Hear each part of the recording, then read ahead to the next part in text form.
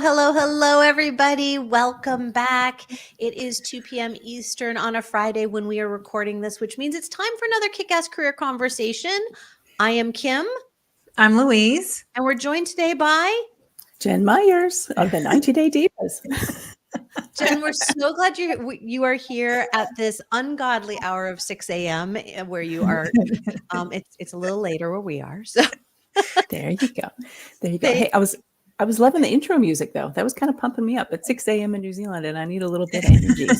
There you go. It's caffeine for the brain. Just getting a little jazzy there. And real caffeine too. There we go.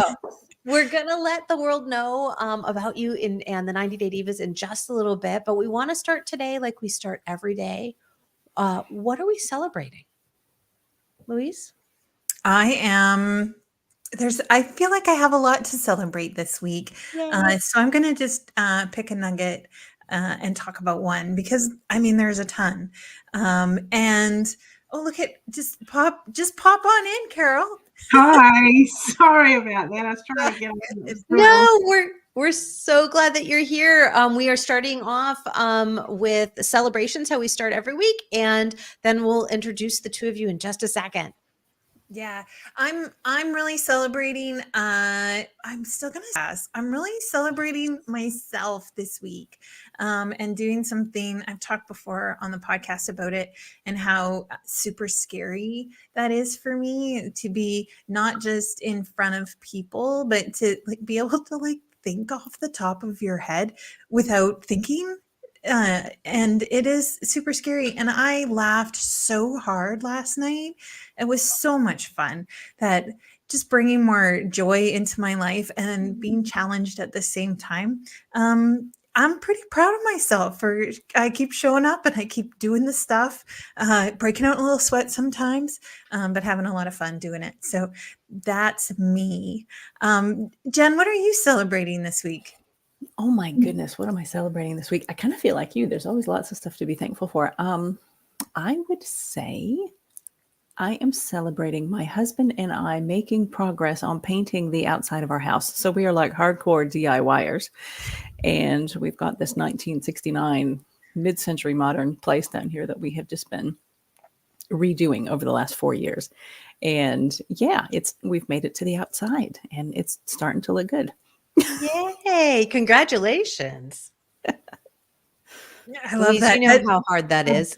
I do. That's near and dear to my heart. I have an old home too. And so this is like one of my... I love that wall. Yeah, just really getting in and making something old new again, right? Like giving it a new life and appreciating it completely differently. So satisfying because it's so visual. Is. Yeah. I love that too, but I like to pay somebody to do it for me. Some days I think you're smarter than I am. Yeah. No. I actually envy people who have that drive because I'm like, how cool could it be to I'm like, yeah, no, I don't. I barely can garden. So there we have it. Carol, what are you celebrating this week? Hey, I'm celebrating being here with you guys. Yay. Yay! You made it at 6:04 a.m. I've been online since 3 a.m. Oh. I'm doing another course on another platform. So yeah, I've been up for a while now, but yeah, it's wonderful to be here. And I think the other thing is, I'm celebrating being a bit more active in my body. I've incorporated in a second wind workout. So get up in the morning, do a workout, and then do something else in the afternoon. It's taken me ages to do this, to be consistent. And it's just like with any new habit, right? It takes a while for it to embed. Mm-hmm. And we get so impatient. I've been so impatient and hard on myself because I've been like, you've got to do that thing. You see, keep telling yourself you're going to do that thing. Where is this agreement with yourself? All right, And now it's like, I've actually had 4 days of doing it. Good girl, Carol. You're doing it. That's awesome. Yeah, you are. That's awesome. Well done. Yeah, absolutely. What am I celebrating this week? I'm celebrating May. I am celebrating, as terrifying as it is, being in the 5th month of the year. And terrifying, I mean that only by not necessarily how fast time seems to be going in terms of what quote unquote was missed. I'm trying to formulate this into words when it's just a feeling. It's the fact that in 3 months I'm going to be living somewhere else and I don't know where that is. Like, that's terrifying. That's the terrifying part for me. But I'm excited that it's May, because the energy, like, I feel the energetic shift. I feel the change. And it's exciting. I always love it when things feel like they're opening up. And that's what I have felt like the last couple of days of April and definitely into May. Like, things are opening, things are picking up speed, and it in an exciting way. So that's what I'm celebrating this week. That's awesome. That's really cool. Mercury retrograde just changed too. So that would have had had an For Lots sure. of- We're still in the shadow until early next week, but definitely that kind of big release. And then we had Pluto go retrograde. Well, we're not going to geek out so much on that, but yes, 100% has a lot to do with it. And that's the energy I'm feeling. Are you talking about Mercury again? Is that what you're that's talking what about? she said. She said Mercury just went direct. Yeah. I don't like it. No, well, it's direct. You can I like it. like that. I don't like when it's the other place. We're in the that's what it shadow, so there's still some stuff happening. But yeah, sorry. I just know my life goes like weird, and then Kim says, "Oh, well, that's Mercury," and I'm like, Mercury. I tell you, it could just stay going in one direction all the time. My life would be a lot easier. You wouldn't like it. You wouldn't like it. No, you wouldn't. No. You got to have the contrast. You got to have the contrast. 100%. And what I need to do, Louise, is actually find out what house Mercury is for you, because that could also, we could find ways for it to be less crunchy if we know what house it's in for you. Yeah. I know. Ooh, crunchy. Yeah. See, that's kind of our topic today. Well, but let me introduce who we're talking to, sweetheart. You jumping. May energy. I'm telling you, it's all jump ahead, jump around. All right, I'm done. So we have 2 of the 3 90-day Divas with us today. We have Jen and Carol, and Lucy is doing something wonderful with her husband, and it's 6 o'clock in the morning. So no worries. But 2 of the 3 lovely 90-day Divas are here to guide us out of overwhelm, help those of you who are interested get back in track in your businesses, and help you receive more money in your bank account, all in 90 days.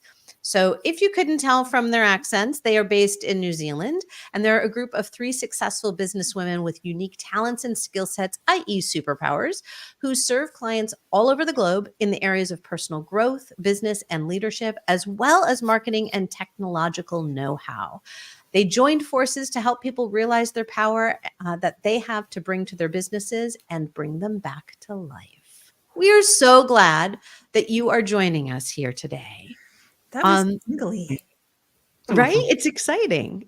But how did you get here? Not here on the podcast. How did each of you, let's start with Carol. Carol, how did you get to be a 90-day diva? Like, what brought you into that space? Well, I just said, hey, I want to be a diva, and boom, it just happened. Sweet. Look at that, manifester. No, I've been sort of on a personal growth journey for years and years and years. Always been interested in the mind and all that sort of stuff, and human development and stuff. And it was actually Lucy that we, need to blame for the 90-day Divas coming together, because she reached out to Jen, and I already knew Jen through another networking group, but we hadn't really connected. We knew each other. It's sort of like we'd seen each other across the room, but we hadn't stopped and, had a chat. And then, Lucy was the one that said, approached Jen, and then the 3 of us, sort of came together, and from there it's just been the history is made. That was over 2 years ago now, and we like to call it a business love story, because that's what it is. We just love on each other and really enjoy each other's company, and we really get each other, and we have each other's back, and I guess the thing too is that we're all individually successful in our own right, but being on your own can be lonely, and there's only yourself to talk to, and it's always up to you. It's always up to you to get that thing done, to do that, whatever's got to be done. And with the 3 of us, we've really found that we can go further with the three of us, because we can delegate, and we can, work out who's got their strengths, who's got their weaknesses, and we have each other's, fill in the gaps for each other. So it's been really cool. Yeah. Totally. It's one of those things where it's like divide and conquer, right? There's no way in my business doing, working the way that I worked and being the solopreneur, that I could have done all of the stuff that we have in play right now, all the balls that we've got in the air. So yeah, that's been really cool. And yeah, Lucy, whenever Lucy tells the story, that's the only bad thing about her not being here today. She's very good at telling the story, but no, we were at a networking, it was during COVID. And so we were networking online, and Lucy and I were in the same, I don't know, networking group. They broke us up into these little small groups.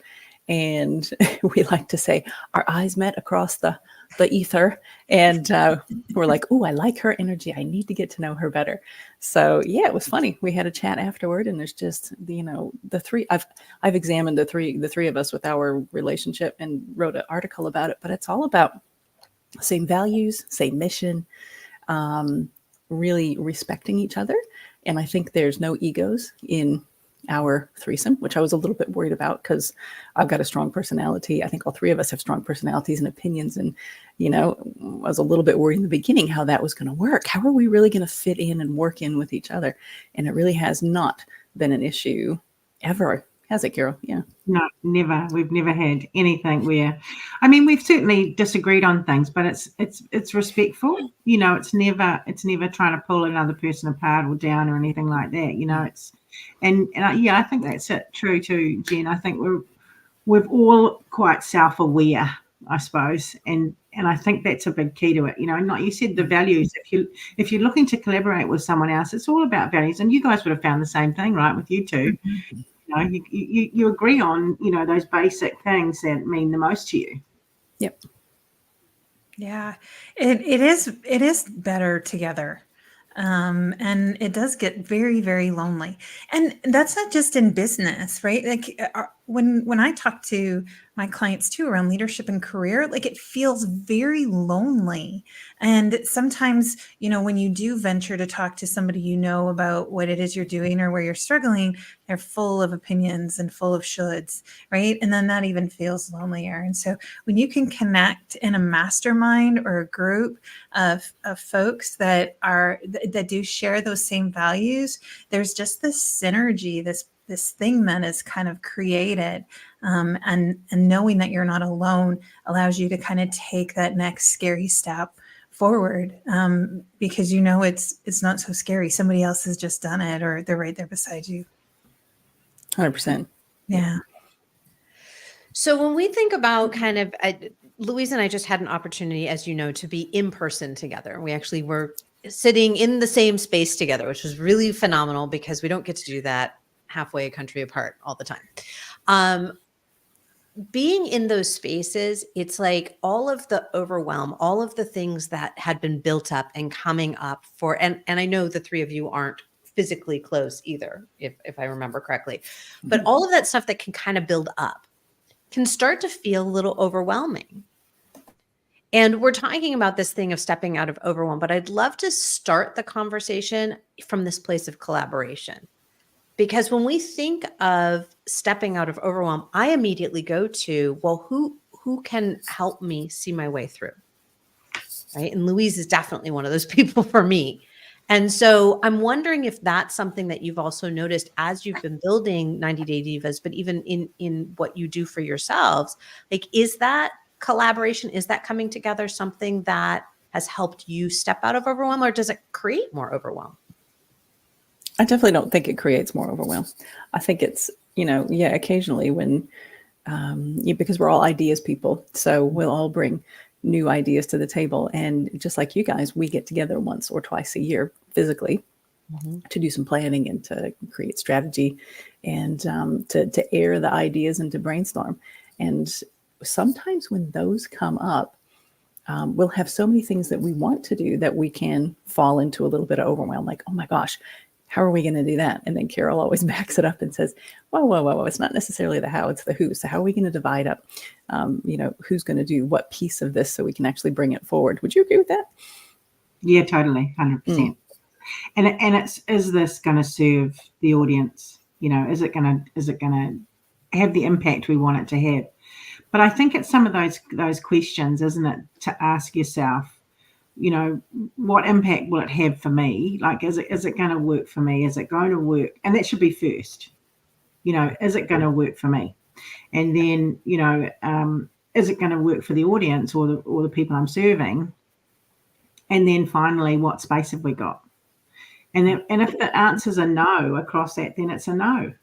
Don't try and I think we do this thing where we try and keep pushing, the crap up the hill all the time. It's like, why do we do that with a big crap, set of it on our back as well? And we're all, like, why do we do that sort of stuff? Like, it's like, just let it go. Okay, let's just focus on what's really important right now. Yeah, I think that's the thing, And then, of course, that's what I want, more stuff's going in your bag that you don't need. Because we learn that, we soak that up from the people around us, and when we're young and all that good stuff, that just work hard. The harder you work, the you'll get there. So at least that's what I heard when I was a young person and a teenager. And yeah, it's so interesting, Carol. You said, like, all those great questions are not how questions, right? All those great questions are like, what? They're like, who? They're like, why? Right? Those are great questions. How is a horrible question, and can contribute to overwhelm, because we get stuck there. We get stuck in the future. We get stuck trying to, like, how it all plays out. And the howing actually prevents us, I think, from being our whole resourceful, creative selves, because we kind of give away some of that power to some future how that we can't even touch. Yeah, 100%. And like Jen says, we like to say who, we like to go, because our mind, like you say, will go straight to how. Well, I want to do that thing. How are we going to do it? And of course, that's like chopping off the creativity. As soon as you go to how, there's no creative juices going to flow there, because how is the analytical side of the brain. It's not the creative side of the brain. So how's not going to really serve you at that point. It has a purpose down the track, but straight off, it's who's going to be able to help me do it, because that's really the answer every time. Nobody ever did anything alone that was impactful, and like you say, we are creatures that need to be within community. That's kind of who we are. Yeah. Another who question. Yeah. Who are we, ladies? Yeah. Who are we? Who are we? Know thyself. That's exactly where I always start, is know thyself, right? And then what is the experience that you're having now? And then what is the experience that you want to be having in the future? Because, right, sometimes that who can get really, I love that question. And I know that sometimes that can feel really scary, particularly for people who are used to doing things alone. And that's true for people who are leaders in their own businesses as well as organizational leaders, right? Well, I have to do this. And there's so much proving energy that comes with that, proving that we're the ones that can make this thing happen. And so taking it even a step back before we ask that who, I love, and that who is so important, because no, we don't do it alone, and we don't do it in isolation, and nor should we, right? That's not where creativity dies in our own brains. Like that's not true, but that just felt like it's totally not true. And it feels like, right, when we have an opportunity to be in conversation with others, whether it's verbal communication or otherwise, that's where creativity, I think, blossoms. There we go. It can live in our brains, but blossom. I'm going to stop now. Louise, do you have a question? I think, but you're right. You've got some point there around creativity, because we do need to express it. It's got to it's got to start somewhere, but it always gets magnetized when we're around others who can help the creative stuff happen, and when we express it. So if it's writing or drama or acting, whatever, like at the end of the day, it's got to come out. It can't stay in here. Yes, there we go. That's exactly what I was saying. Of course it was. I picked up the wavelength. I got it. And the other people who you're talking to and expressing it to, they just make it better, right? Don't they? Because they add in their own unique perspective and their own, oh, I really love that, but why don't we, try this with it? oh, I never thought of that. It's brilliant. Yeah, I love brainstorming. Yeah, it's good stuff. Yeah. Mm. So the 90-day Divas, you come together and you have, I want to talk a little bit about this challenge that you're putting out into the world, because it feeds into this together is better, because now you're bringing together a whole group of people who really want to change the way they are showing up in their business or in their careers. So tell us a little bit about this challenge that you have going on, because I think this all feeds into what we're talking about. Go, Carol. Yeah, so it's the 9K in 9 days challenge, and we've just really picked those numbers because we're the 90-day Divas, and 9 is a completion number in numerology, right? So 1 is a starting number, 9's a completion number. So why wouldn't you want to, complete, what you're doing? But it doesn't mean that you have to subscribe to make 9K in 9 days. You might decide that you only $1,000 feels better to you, or just, having an increase, a percentage feels better, but it's actually about building the confidence around earning money and having the confidence to accept and bring in money to your business and to yourself. So it's that law of allowing, like it's actually like abundance is everywhere. And it's actually breaking down some of those barriers that I can't, or why me, or that kind of thing, and saying, well, actually you can, and, we can help you, and the community can help you. And it's that collaboration again, that piece of the hive mind. When we're all together, the hive mind starts to create up, and the juices start to flow, and this happened for me, and momentum starts to track, and it's all that sort of stuff. So but the basis of it is to really give women and men, some cool men who want to come in, like at the end of the day, we'll take the cool men as well. But like to really give that confidence that because once you know that you've been capable of earning $1,000, like, wow, I can do that. And then what would that do for your family? What would that do for, your business? What would that do, for yourself, if you got an extra $1,000, in 9 days? And it may not come from work, or it may not come from what you do in your business. It could come from other places. So our goal with it is really over the 9 days to really seed every day a new idea of where could you receive money from, right? There's a number of different places you could, go clear out the stuff that's been clogging up your closet for the last year that you keep looking at, you never put on, and take it down and, take it to the consignment shop and see how much you get for that. There's just heaps of different ideas that we really want to put out there and get women into action to begin receiving from different areas, right? Different spaces. So it's getting creative. It's giving them a different idea and a different task every day, and coming back together and saying, sweet, in that community that we've got going, to say, hey, what was your success today? What happened? Yeah. And removing those blocks, because, we've all got blocks to various things, but certainly, we've been given a money story. We've been, a lot of stuff's been sort of handed to us around money, and, it's been able to recognize some of those things, because then when you can see it, you can change it. When you can recognize, I've got a block here, who is that voice in my head that tells me that people who make money are bad? Oh, who was that? Well, that was Auntie Kay, who had a really strong opinion when I was 6 years old, and holy guacamole, I've still got it in there, yeah. So that kind of thing. Yeah. So you're talking about learning the art of receiving. Yes. Yeah. And that is so challenging, and can create these blocks to getting past overwhelm, to finding clarity, to finding abundance, to moving into spaces that feel better for us, right? That give us the freedom, the joy, the peace that we're looking for. Yes. And why do you think it's so hard for us to receive? Well, I think it's the base in those stories.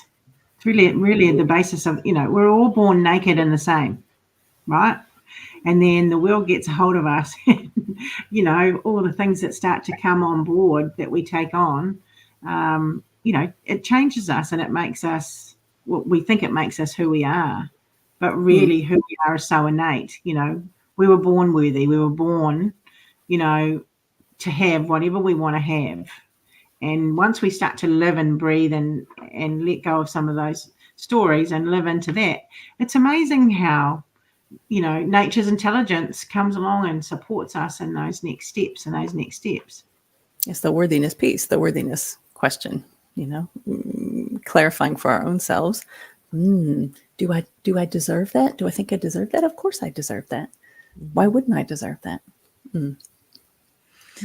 Yeah, and I love that we've titled this episode "Stepping," like, because there's an action, right? There's an action that we take that can shift how we show up in our business, how we show up receiving, how we show up. And often it's that the inaction, right? Like, or we think we're doing the things, right? It looks like action on the outside because we're busy doing this and that and this and that. Yet we haven't actually even moved inside, right? We haven't actually been intentional about what it is that we actually want to be bringing into our space and our lives. And I think that's that block. And sometimes it's action, like physical action, that can help reduce the overwhelm, but it's doing something different. Right? It's like joining the challenge, doing something different, being around different people, right? Seeing things differently. And sometimes, right? And I've said before on this show is like, just do anything, right? When you're stuck, do anything different. Like the tiniest thing, right? Carol, like the tiniest habit, right? That you can change. And all of a sudden you can stack a habit on a habit. And then you're 4 days into this cool, right, movement challenge that you have for yourself. And you're like, what was I doing 5 days ago? Because I didn't have it then, but I have it now. And so it's that idea. Like, I love this word stepping because it just feels like movement. And when we're overwhelmed and we're stuck in our business or our careers, it's actually like we're stagnant and we just can't find our way out. Yeah. Louise, I was listening to a podcast a couple of weeks ago, and I can't even remember because it's so early in the morning. I can't remember what it was, but we'll give you a pass. Oh, thank you for that. And I don't even remember most of what this guy read out, but the title of it was, and I'm sure you've possibly heard it, "Do the Thing." And he read out this laundry list of, you know, writing down what you're going to do isn't doing the thing. And writing a banger post about how you're going to do the thing isn't doing the thing. Telling your friends that you're going to do the thing isn't doing the thing. What do you need to do to do the thing? And it was one of those things that just really struck home when I heard it that day. I'm like, it's so true. Because we talk about all the crap we're going to do. And do we do most of it? Right. Totally. And it's a choice, isn't it? It's a choice in the moment. You know, I could have chosen yesterday not to go on my walk at 4:30 or whatever. It was getting cold, it was getting dark, and I was like, oh well, I have already been to Pilates today, and that's pretty good, and but I've got this little thing, I'm doing this thing, aren't I? I'm going to do the second wind workout. This is the walk. Come on, let's go. And then I I need to do this, and I was procrastinating and like, you're procrastinating again. Get your butt in the car. In the car, I go out with the dogs and away I went, and then when I'm there, I'm like, I'm just going to go on a short thing. No, we're here now. Let's go on the big one. The whole time there's this little conversation going on. It's just so bizarre. You're coaching yourself through. Absolutely. Yeah. So a few weeks ago, we had this wonderful running coach on the show, Coach G, and I was like, wow, I've wanted to run my whole life, but my motto has been, I don't run unless I'm being chased. And even then I'm probably not running, but I see runners and I go, why am I not doing that? Why has that never been me? And so she had one that was starting the following Monday, right? We do this on Friday. She had the thing starting the following Monday. I'm like, I'm going to go do the thing. And now, right, I do have that, as she calls it, a trickster brain, right? That voice in my head who's like, well, if you don't do it today, nobody's going to know. I mean, nobody knows. And it's true. Nobody would know that I didn't do it that day. I would know that I didn't do it that day. And if I want to do the thing, then I have to do the thing. And it is with this concept of overwhelm, the amount of that's what I could be doing. I could be running. That could be who I am as a person. I could be taking, doing Pilates and going for a walk. I could be painting the outside of my house. I could be renovating. I could be finding a vacation home. Like whatever those things are that we're saying still live in our brains, even though we're not taking action. And the more of those things that we have that stick to our brains when we're not taking action, that's where the overwhelm, like part of where the overwhelm is coming from. Because there's so much noise. And it's like, take action, and then some of that noise gets quieter. Mm-hmm. Yeah, totally. Yeah. Right? Totally. Well, over 60,000 thoughts a day, like, or more. Crazy. It's crazy. Pretty sure I'm twice that. Yeah. I wonder we're so tired, because, we've had all those thoughts going on. And then 95% of the same thoughts we had yesterday. And of that, 80% is negative. Yep. So the negativity bias is really strong in all of us.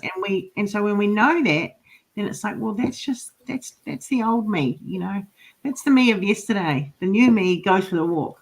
Because that's what I've made the agreement to do, and if you don't keep those agreements with yourself, the integrity gap gets bigger and bigger, and you have this whole thing where you can't trust yourself because you said you're going to do that thing.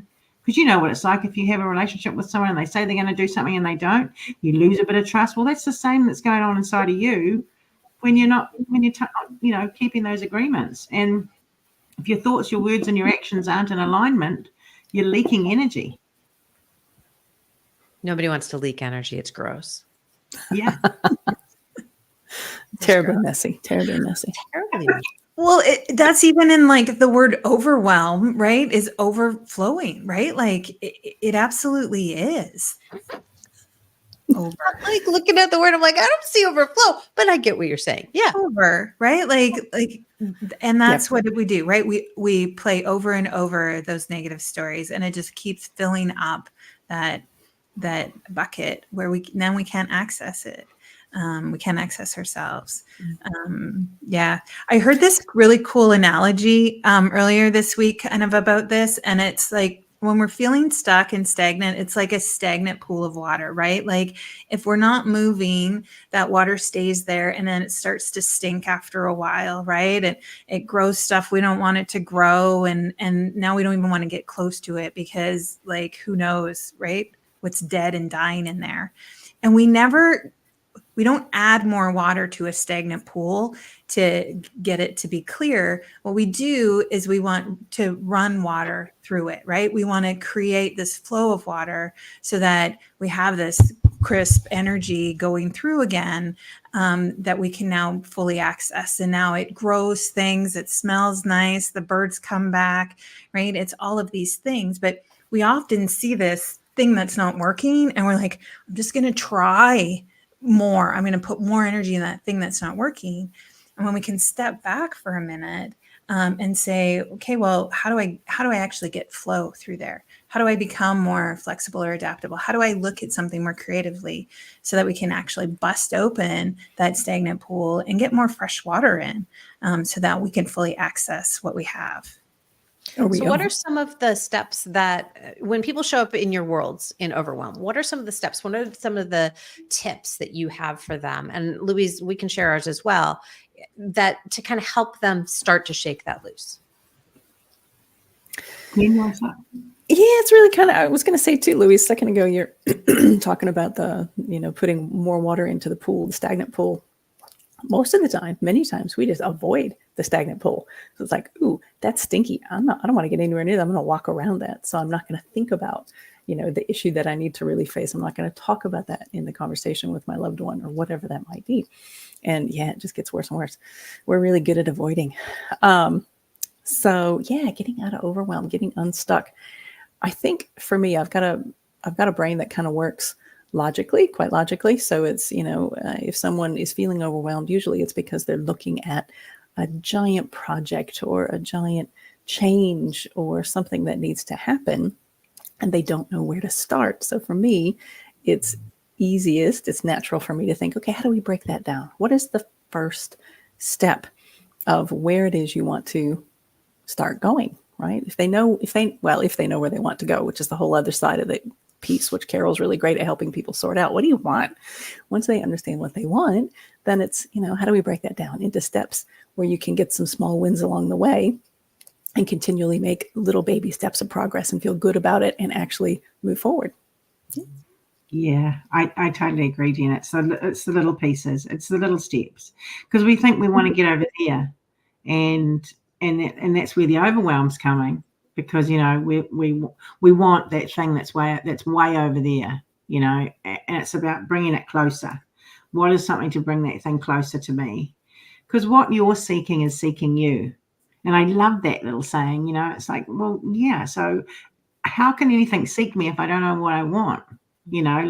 So we've got to get clear on that. And even if what I want is not to feel so overwhelmed, great. Well, we know that we don't want to feel so overwhelmed. Let's look at what we can do, like Jen says, the first little step. But I also think it's like recognizing that, the fear. What is the fear that's really in the basis of this? Because that's where the overwhelm, that's what the basis of overwhelm is. We're fearful. We're either fearful of letting go of what we have, like losing what we have, or fearful of taking the step forward into the thing that we need to move towards. So if I get clear on that, then, it's not going to be quite so bad if I just take that tiny step and put my tiny little foot in, and it will be okay. It will be okay if I let go of that thing. Because it isn't serving me. And I know that doing that thing's not serving me. I know that drinking a whole bottle of wine is not serving me. I'm dealing with my stress because I'm drinking wine. And often people who are in overwhelm or in that thing, they're using some of those tools rather than the good tools for themselves and their body, and then waking up the next day, feeling even worse than they were yesterday because they've taken a sleeping pill and they've drunk their bottle of wine just to try and get out of overwhelm. But now I'm even more overwhelmed. The nervous system can't handle it. I mean, at the end of the day, we've got to get it healthy. We've got to get it feeling good. And, part of it is, okay, well, we know that that's not working. So what could I do to replace it? What can I do? Like we were talking about before, Louise, with the little habits. What's just one little tiny habit? What's just one little, maybe I just won't buy the wine and then it won't be there. Or, maybe I'll, instead of having a glass of wine to deal with my stress, I'm going to go out for my walk. Or, I'm going to go, talk to my friend, or, I'm going to flick a quick text to my coach and say, it's back again, this feeling. Okay, great. Now let's go through the quick strategies, Yeah, but I think it's also recognizing that we need help, and sometimes we're trying to sit in there and trying to work it out ourselves. Well, actually, just reach out. It's okay to reach out. It's not a weakness. How faster can you get it through and done, when you ask for help rather than sitting in it? How long is it going to take? You're going to sit in it for another year. You're going to be another year down the track, and now you're 2 bottles in. Whoa, look at that. This is getting pretty grim, Carol. I was going to say, that just got dark fast. This is me like 4 years ago. I was going to say that's reality, though, right? It's whether it's the 2 bottles or it's something else.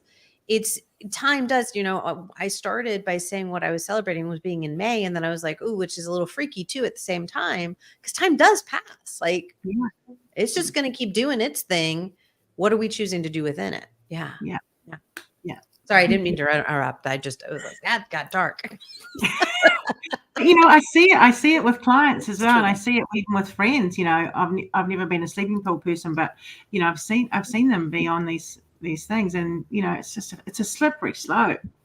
Because I also think with particularly with alcohol, it's very insidious. It just sits in under the radar there, and just all of a sudden I was having 1 glass, now I'm having 2 glasses, and and I can't wait for 1 o'clock, or so it's just examining it and going, well, how am I dealing with stress? And how do I reward myself? If I reward myself with that, is that the best way to reward myself, or is there some other way? Because society says I've got to celebrate with a bottle of bubbly, do I actually have to do that? Yep. Or a new pair of shoes or a whatever. Yes. Yeah. Fill in the blank. Yeah. It's so interesting too, because I think we spend a lot of energy trying to avoid that feeling of overwhelm and not deal with the causes. And so then we do, right? We default to, right? Like, I deserve a drink because I just had a really stressful day, or whatever that is. But we actually haven't sat in that for a minute to really feel what it is, so that we can get past that emotion instead of just trying to push it away or shove it away somewhere, because we're not really dealing with that emotion. Like, an emotion only lasts 90 seconds, right? But it's our thoughts that re-trigger that emotion, that re-trigger that event, that keeps that emotion and keeps that energy flowing over and over and over again. We have that track in our heads. And so now we can't break through. But if we just can sit for a moment and, like, what does it feel like to be like so overwhelmed for a moment, cry, like whatever that is, how do we release that energy? So now we can access a different, more resourceful part of us. Because sometimes we just are completely pushing that away, and not dealing with it. And then it comes out like we think we're dealing with it because we're not thinking about it. So we're okay, right? Like, I'm good. I'm a bottle of wine in. I don't have a care in the world, right? And that doesn't work. Yeah. It's so interesting because I feel like we're giving this information of, right, how do you step out of overwhelm? And here are the things. And I feel like we keep going a step deeper. Because, right, if I were to bring to the table, which I'm going to, where I start, it is at the primary language. Our primary language, the language of our body. It's not even with our thoughts. Like, those thoughts, they're going to keep going, but they're being triggered by something that's happening inside of your body. So let's go there. And we don't even have to know the story around it. We don't have to give the narrative around it. We don't have to have the dialogue around it. Let's just go to the body. Let's feel what that is, what you're experiencing in the body, and let's work with that so that we can move that through. And then we can get to the thoughts and the feelings and the emotions and the other parts of it that are coming from that primary language. So we can get to, how do we change the habits? How do we take the small steps? How do we say, you know what, bubbly isn't really what I want. This is what I want. And for me, so it's so interesting because I was listening to the three of you. I was like, yeah, and let's take that a step deeper even, because we each had a different level in there. And it was very cool to talk through that. I did just look at the time and cannot believe that's what happens when there's four of us on a screen, that we just like flew through almost 45 minutes. And before I want to make sure we all have time to kind of give some thoughtful reflection back. What is something that you are hoping somebody walks away from this conversation with, that is either actionable or that they can reflect on a little bit more themselves? I think probably for me, if I, showing some of the parts of my life and being a bit, as open as I can in 45 minutes, is that, they feel a bit inspired to just do a check-in, even, just to do a bit of a recalibration, a bit of an audit, just check in, what am I? What are some of my habits that perhaps aren't serving me? What are, perhaps my relationship with money, or, like, what are some of these things that actually, if I put a bit of a light on it and I had a little look at it, could I make a slight change, or is it fine? Is it all good? Remember, fine is frustrated, insecure, neurotic, and emotional. So you don't want to be fine, but you want to be able to, just have a look at it and just check in, and even be able to say, in a year's time, which the time's going to pass anyway, what has changed for me? So it's kind of, I guess, if anything, I'd love for people to put a bit of a stake in the ground and say, I'm going to have a wee look here and just see what's going on, do a bit of an audit and go, I'm just going to change maybe that one little thing. Beautiful.